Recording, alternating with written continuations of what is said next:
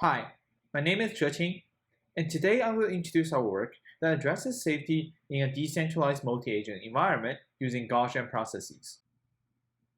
As robots start to emerge in our everyday lives, and they start to interact with each other, guaranteeing safety for such multi-robot systems becomes an increasingly important problem. As an example, in Amazon warehouses, there are thousands of robots moving items to their target locations. On one hand, it is not scalable to have a centralized controller. On the other hand, it is really difficult to ensure joint safety with decentralized controllers. Another example is multi-drone collaboration. Here, the drones are carrying a rigid object to a specific location. For the group to be jointly safe, each drone needs to keep its collaborator in check to ensure that they're not flying too close to each other or flying too far apart from each other. Finally, the example I would like to talk more about in this presentation is when multiple Mars rovers need to interact with each other. Due to delay in communication, we can't really rely on centralized controllers for Mars rovers, and using a decentralized controller, the rovers need to not only complete the task together, but also keep each other in check, avoid conflicts. Our goal is to make sure that each agent can safely navigate and perform the tasks, and in the meanwhile, make sure that they do not put others in danger. The real difficulty in handling safety in a decentralized multi-agent system is that there is partial observability into what the other agents' behaviors are. As a more concrete example, imagine we have two Mars rovers, A and B, in this grid world, and both of them are trying to navigate the entire grid world while maintaining safety for themselves. Since the Mars rovers need to understand the environment and complete the predefined tasks, they could be either exploring or exploiting. In our problem, we have two critical safety components we need to ensure while the Mars rovers are moving around the map. First, each Mars rover needs to make sure that the state it is visiting is safe for itself.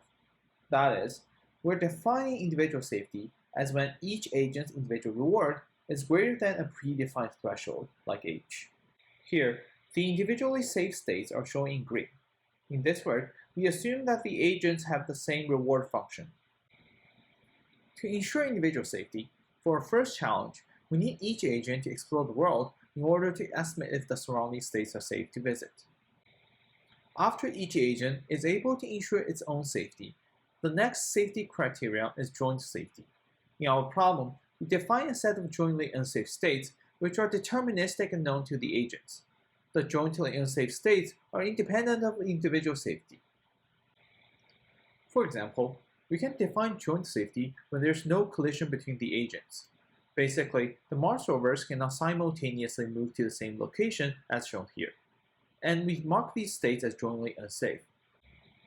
For the agents to ensure joint safety, the second challenge is that the agent needs to understand the other agent's belief in the world in terms of the value function of their exploitation policy. For example, Mars rover A here needs to understand what Mars rover B's valuation for taking action A in state S. Recall that Mars rovers could be either exploring or exploiting. Therefore, to ensure joint safety, the agent needs to understand the other agent's strategy for balancing between exploration and exploitation. For example, Mars rover A might have an accurate estimate of Mars rover B's value function, but still wouldn't know what kind of exploration versus exploitation strategy Mars rover B has. Hence, our third challenge is to infer the other agent's exploration versus exploitation strategy. Of course, we're not the first group who have thought about these challenges. Previous work employs Gaussian processes to compute safe estimates, but only in single-agent NDPs. Multi-agent decentralized reinforcement learning focuses on the cases with no safety constraints or makes strong assumptions about other agents. And there's a large body of recent work in intent inference and opponent modeling, which is less concerned with safety. To address these challenges, our key insight is to compute an upper bound over other agents' policies and enable robots to take safe and risk-aware actions. In our framework, we will solve the three challenges sequentially. Firstly, we develop an iterative algorithm that uses Gaussian processes to estimate the state's individual safety recursively. Secondly, we estimate the value functions of the other agents based on the reward estimate of the environment. Lastly, the agent uses the value function estimate for the other agents and their historical behavior to infer their exploration strategies. We'll start with iterative safe MDP. To iteratively estimate individual safety, we use Gaussian processes to estimate the reward function of the environment with confidence intervals, assuming the reward function is smooth. As shown in the figure, the red dots indicate data points where the agent has observations over the reward of the state at the point. With enough data points, Gaussian processes can give a reasonable estimate on the reward on any state in the environment. To determine safety, we start with the initial set of states SF. After the agent takes a few steps and visits a new state, it now has a new set of states whose estimated lower bound reward from the Gaussian process is greater than the predefined threshold. We define the new set of states as T. We can update the safe states SF by including states from ST that can return to the original states in SF. For example, if the agent ends up in the states upright, then it wouldn't be included in the new SF because it wouldn't be able to return to the original SF. Now that we have an accurate estimate over the reward function, we now need to estimate the other agents' value functions based on their trajectories. With the reward estimate from the Gaussian process and the trajectories observed from agent B, agent A can now estimate the value function of agent B using Q-learning.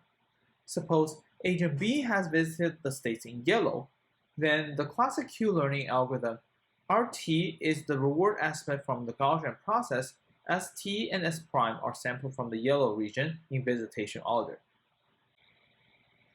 Agent A can also compute the upper and lower bound of the Q value by using the confidence bound from the Gaussian process.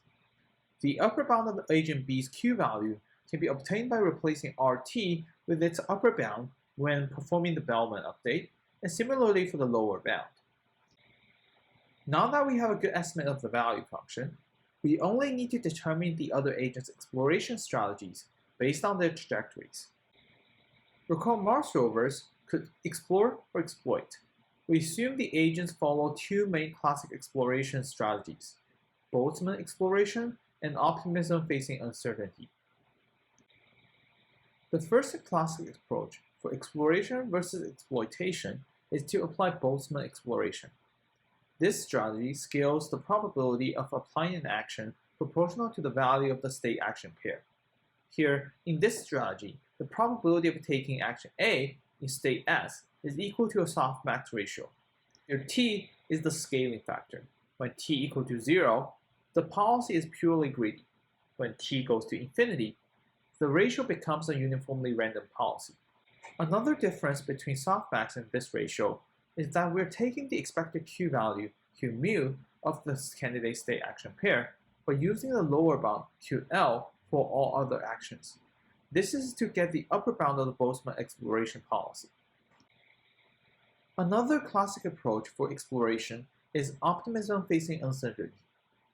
The principle of this strategy is to look at the scenario in an optimistic way.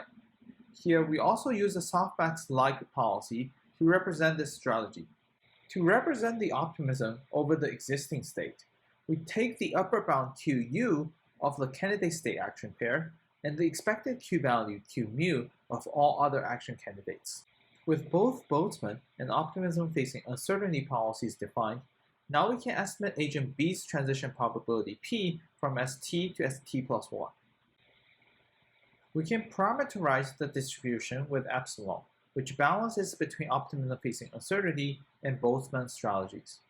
For example, with probability 1 minus epsilon, the agent can use optimism facing uncertainty, and with probability epsilon, the agent applies Boltzmann. T is the scaling factor. Pi B and pi O are Boltzmann and optimism facing uncertainty policies. Given agent B's trajectory C, we can now easily optimize for the parameters of P using Bayes' rule, where the probability of epsilon and T given the trajectory of agent B and estimated Q value is proportional to the probability of the trajectory given epsilon, T, and estimate the Q value. We can now find the maximum log likelihood estimate of epsilon and t, which then provides the transition probabilities of the other agents. Now let's go over the overall algorithm again as recap. To ensure individual safety, we introduce iterative safe MDP, which is a recursive process. It ensures that the lower bound reward of these states are above a predefined threshold, and they can return to the set of safe states. To obtain the value function estimate, the agent needs to learn from the other agent's trajectories and its own reward estimates. Finally, we use Bayes' rule to optimize Boltzmann and optimism-facing uncertainty exploration strategies to infer the intent of the other agent, and then estimate all other agents' behavior to avoid jointly unsafe states. We have evaluated this algorithm in 2 experiments. Our first experiment is to plan for our Mars rover agent to navigate alongside 19 Q-learning agents with randomly selected epsilon greediness. The Mars environment is transformed from the real Mars surface as shown in the heat map, and the altitude is the reward for the agents. In exploitation task, where the agents are all trying to accumulate as much reward as possible, we compare our algorithm with a few baseline methods based on collision rates, frequency of visiting individually unsafe states, and the total reward. Naive Q agent assumes all other agents follow random policies. Bayesian Q agent keeps a Bayesian belief on others' policies.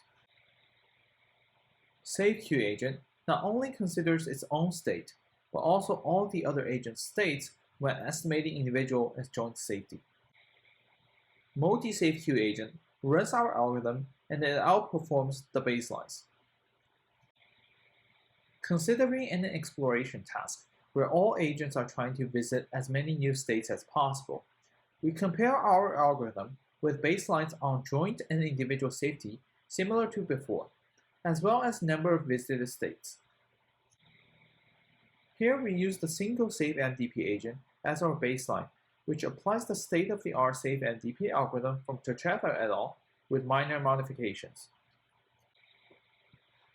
For exploration, our algorithm outperforms in both safety metrics, but only underperforms a little in total number of visited states within each episode.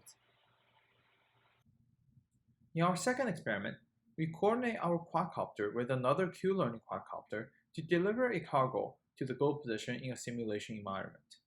The agents cannot get too far apart, which could cause failure, and the reward is the distance between the quadcopter and the goal position. We see that when we compare our algorithm to Safe Q agent, the only algorithm in our candidate list that cares about individual safety, joint safety, and exploitation, our algorithm outperforms in both cumulative reward and number of safe steps before failure. Here we show 2 demo videos to compare different agents' behaviors. Without multi-agent safe Q learning, the agent quickly gets too far apart from the other collaborator. With multi-agent safe Q learning, the agent collaborates with the other agent nicely. To summarize, we estimate individual and joint safety to enable safe collaboration in multi-agent robot teams.